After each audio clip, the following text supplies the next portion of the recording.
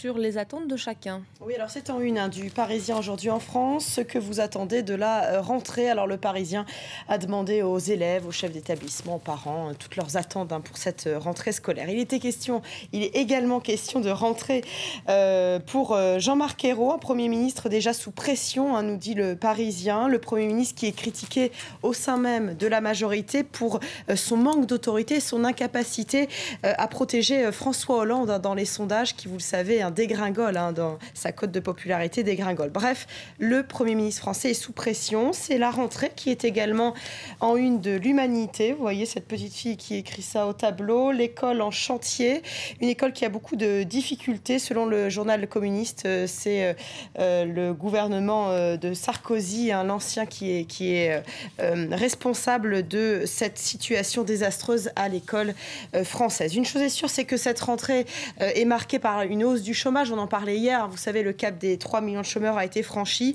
Alors comment relancer l'emploi? La Croix se pose la question en une. 4 chantiers pour relancer l'emploi. Voilà, c'est les pistes qui sont explorées par le journal chrétien pour enrayer la hausse du chômage. Mais les ministres chargés des dossiers économiques au sein du gouvernement vont-ils réussir à s'entendre? C'est la question que se pose le Figaro, qui nous raconte qu'il y a 7 ministres qui sont chargés de couvrir les dossiers économiques au sein du gouvernement.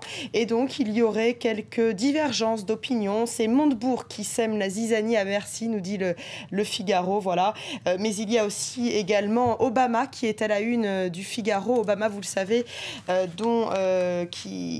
puisque la Convention démocrate, je vais y arriver, merci Elisabeth, s'ouvre aujourd'hui à Charlotte, en Caroline du Nord. Voilà, donc le Figaro se demande quels sont les 5 défis de Barack Obama s'il veut gagner l'élection présidentielle. Comment peut-il se réinventer? Voilà, tout se jouera sur le thème économique, nous dit le Figaro. Alors Barack Obama également à la une des Échos. Les Échos qui nous dit qu'il est handicapé par son bilan, Barack Obama, et qu'il lance donc aujourd'hui sa bataille pour sa réélection. Et puis Libération, mais en une, Christine Angot, voilà, vous la connaissez, l'écrivain française, le sexe de l'inceste, voilà, c'est la rentrée littéraire cette fois-ci. Il nous parle d'un bouquin qui est pour eux le chef-d'œuvre de la rentrée. Cela s'appelle Une semaine en vacances. Et puis un dernier mot pour la une du 20 minutes qui s'intéresse à l'argent de poche.